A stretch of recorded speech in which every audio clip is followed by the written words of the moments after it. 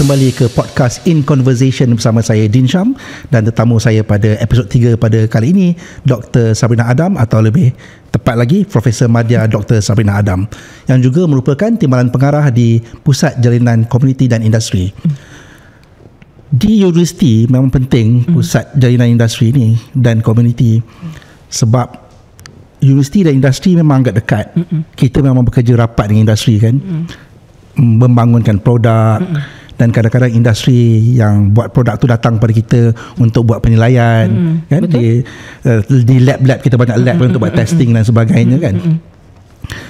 Macam mana pula kita boleh jadi role, ataupun macam apakah role universiti nak mendekatkan antara industri dan komuniti ni pula, supaya apa yang kita buat dan industri buat dapat memberikan benefit kepada komuniti. Macam mana? Adakah kita memikirkan sampai ke tahap itu? Okey, sebab itulah saya just nak beritahu Cik Din lah. Sebab itulah nama pusat kami ni Pusat Jaringan Komuniti dan Industri.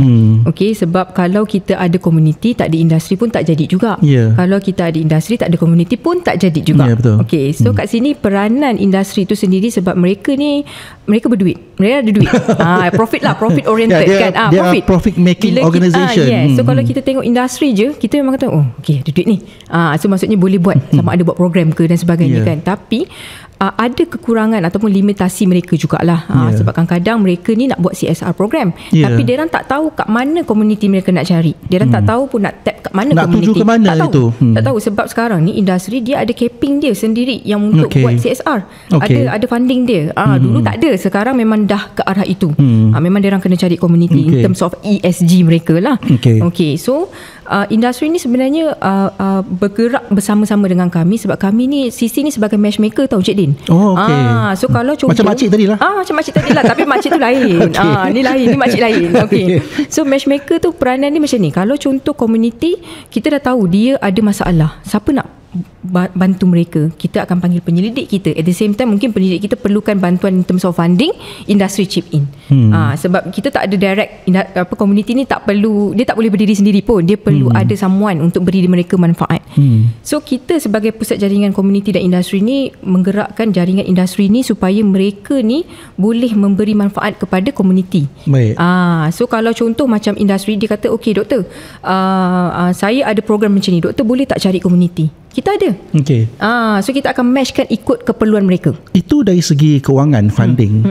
Macam mana pula kalau industri tu dia ada buat produk yang boleh sebenarnya bagi benefit kepada community itu. Contohnya kalau dia telco ke, mungkin, dan dia boleh bagi satu package yang baik kepada community itu untuk buat digital entrepreneurship mereka tu. Tapi komuniti itu sendiri tak tahu macam mana nak dapatkan, ataupun dia orang pun tak tahu nak pergi pada unserved market ini. So adakah kita ada role di situ? Okey, sebenarnya kita membantu, kita macam orang tengah lah, memudah cara sebenarnya. Sebab kadang-kadang industri ni dia punya konsep menjual. Bila menjual, komuniti takut nak ambil, nak beli kan. Sebab tu siapa pula nak maintain? So perkara-perkara tu sebenarnya. Sebab tu kat sini Sisin dia sebagai orang tengah ataupun matchmaker untuk make sure industri dapat win-win situation lah. Industri dapat, komuniti pun dapat, at the same time penyelidik pun dapat kan. Contoh, saya bagi contoh macam ada satu program lah, kita panggil KTP Nexus. Satu program yang saya rasa, kita ada 2 program flagship UTM di bawah Pejabat Timbalan Naib Chancellor Pendidikan dan Inovasi, di mana kita satu ni KTP Nexus, kita membangunkan wanita B40 dan ibu tunggal. Projek ni 2 tahun Cik Din. So akan berakhir tahun depan insyaAllah. So saya sendiri main PIC for this program. So kita ramai collaborators, Kemas, MARA, YPKDT, Yayasan Pembangunan Keluarga Darul Takzim. So that is basically so our yang industri. Macam mana industri datang untuk program ni? Sebenarnya kita fokus kepada 3 kemahiran. So kita develop all these women ni, ibu tunggal dan juga wanita B40 ni, kepada 3 kemahiran, iaitu memasak, menjahit dan refleksologi. Kenapa 3-3 ni kita pilih? Sebab kita macam akademik lah, kita tak boleh assume that apa yang kita buat tu adalah keperluan di luar. Kadang-kadang kita rasa benda tu perlu, tapi komuniti rasa tak perlu. Jadi sebab tu kita perlukan agensi, industri untuk duduk bersama-sama dengan kita, untuk bangunkan modul, untuk dan dengar, identify sebab mereka sebenarnya adalah pemegang taruh yang memang pegang directly kepada komuniti. So dia orang directly. So kita nak tahu apa yang on demand, apa yang perlu kita supply. So kita perlu ada mereka untuk duduk sama-sama. So kat situlah kita duduk industri, dan macam mana industri bantu ni pula. Kita tak nak, sebab tu saya kata program komuniti ni tak boleh one off. Kita buat, kita balik, cuci tangan. Dah, saya dah dapat KPI. Saya dah jadi penceramah. Then that's it. Kan, deliver. Dapat surat latihan. Cukup. Tapi komuniti tak rasa pun benda tu. Dia tak rasa the vibes tu. Apa perubahan pun dia tak tahu apa sebenarnya doktor ni datang, apa dia dapat. So program ni sebenarnya 2 tahun ni kita dah embed mereka dengan all this modul, Cik Din. 3 modul ni memang kita habis-habis lah. Maksudnya bukan daripada penyelidik, tapi daripada luar, Mara, Kemas yang memang memberi mereka. So at the end of the day, mereka akan dapat sijil kompetensi mereka, supaya mereka boleh hidup dengan mereka sendiri. Dan industri bantu. Saya bagi contoh Jekyll. Kita ada jahitan. So kita tak nak, sebab akhir sekali Kemas, Mara semua ni akan beri mereka mesin jahit. Mereka akan bagi mereka oven. Kita tak nak program yang mereka lepas ni dia tak boleh sukses. Tak ada peralatan, macam mana dia nak berniaga? Tak ada peralatan, macam mana mereka nak jahit? Jadi program ni sebenarnya make sure 30 orang ni dapat peralatan based on kemahiran yang mereka dah ambil. Based on 3 aspek tu. So untuk Jekyll, macam mana pula kami approach industri ni? Kita nak make sure 10 orang, contoh yang jahitan ni, dapat tender daripada Jekyll untuk jahit. Sebab Jekyll ni kita tahu kan, dia besar, memang ternama lah. So kami di sisi ni sebenarnya approach Jekyll, kita bagi tahu kita nak bantu this community yang ada program macam ni, dah ada funding dan sebagainya, certified lagi from Kemas dan Mara. So what else you want? So this is basically the orang kata apa, bakat lah yang kita dah sediakan, dah masuk all this program. You bagi dia orang tender, nak jahit tepi, nak jahit baju, mereka ni boleh. So now we are actually in progress. Tapi baik je untuk Jekyll, nanti boleh jadi dia punya marketing, promotional, marketing communications, dia punya campaign. Kalau you beli produk ini, hasilnya ialah daripada golongan-golongan ini, dan yang membantu kan, ibu tunggal dan juga wanita B40. So baik untuk Jekyll juga sebenarnya. So at the same time, bila kita present pada Jekyll kan, dia orang kata wow, this is actually interesting. So they want on board together. So kalau dia rasa, dia cakap mungkin lepas ni ada program lagi, we will be part of it. So macam mana disisin kan, banyak program-program tu, macam mana disisin nak kata, oh ni program ni ni program ni jangan buat lagi dah. So how do you measure the programs ni? Alright. Sebab tu disisin saya rasa semua orang tahulah, kita memang famous dengan star rating, Cik Din. Star rating. Star rating. So how impactful the program is, basically kita akan guna measurement tool kita, star rating tu lah. Maksudnya kita ada star rating 3, 4 dan 5. 1 dan 2 kira tak berimpak lah. Kita akan start daripada 3, 4 dan 5. Apa yang membezakan 3, 4, 5 ni? 3 maksudnya kita datang buat program, kita share kita punya knowledge. Then kita tengok macam mana. So dia dah faham dah. Macam mana nak buat copywriting, macam mana nak buat soft sell, hard sell, macam tu bidang saya lah. Macam mana nak buat design, logo dan sebagainya. So kita dah ajar dia mula-mula. So next, kita nak make sure dia gunakan kita punya ilmu untuk dia masukkan dalam Facebook dia. So kita akan bagi dia homework. Ada assignment dia. Of course, sebab kita nak measure sama ada dia faham ke tak apa yang kita deliver. Kita bukan setakat balik macam tu je lah. So kita make sure, kita cakap dengan dia, after 2 minggu ataupun sebulan, kita nak tengok you punya Facebook dah ada copywriting, dah ada soft sell, dah ada elemen ni, dah buat logo. So dia dah up. So kita datang balik untuk lihat apa permasalahan mereka, ke tak. Ini 3.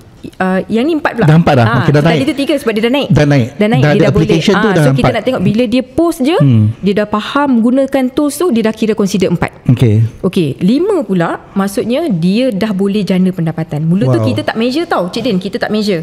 Kita nak dia jual macam mana, soft sell, hard sell semua kan. So yang kelima ni kita nak tengok dia dah ada sales.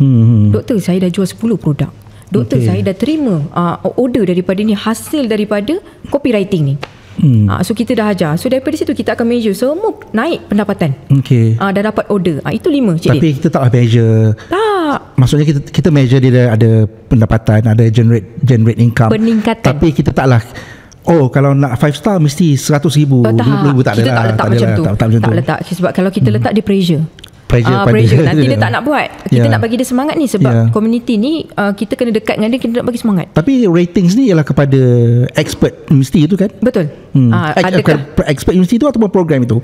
Kepada program itulah. Pada program, sama ada program tu sebab kita measure kan. Penyelidik tu pula mestilah kepakaran dia. Kalau contoh saya digital entrepreneur tapi saya deliver benda yang lain, contoh buat simen Peru, bukan bidang saya, so it's not back to me lah. Memang program tu boleh dapat 5 star but it's not back to me. Tapi kalau ada elemen entrepreneurship yang saya ajar macam mana nak jual pula simen Peru tu, it's back to me. Tapi star rating ni, is it transparent, is it clear for the potential researchers and experts untuk tengok dan ini clear, kalau aku nak buat macam ni, buat begini, ikut structure ini, boleh dapat 5 star rating. So inilah dia punya outcome dan sebagainya. Strategi tu memang kita dah sering kali memang kita dah dedahkan pada semua pensyarah. Tim saya sangat-sangat supportive, sanggup turun padang kalau fakulti panggil, pergi untuk ajar satu persatu apa dokumen yang tak cukup dan sebagainya untuk mereka kumpul. Penting juga tu kan. Penting. So dalam 1 tahun tu 3 kali kita open untuk star rating, Cik Din. Tak nak apply je lah. Ni apply lah kepada semua expert UTM. Apply lah star rating kan. Ni star rating yang ketiga ni akan open. Kita cakap pasal industri community collaboration. Saya teringat satu cerita daripada pengarah Dr. Sab sendiri itu, Prof Johor. Dalam satu posting atau di share di social media universiti, dia ada cerita pengalaman dia. Kalau boleh petik nama Prof Johor kat sini, Prof Johor. Ampun tuanku katakan. Dia minum, tak silap dalam kejadian tu, dia minum di satu kedai makan yang dekat betul dengan pintu masuk universiti, di Taman Seri Pulai tu. Pintu belakang tu kita panggil kan.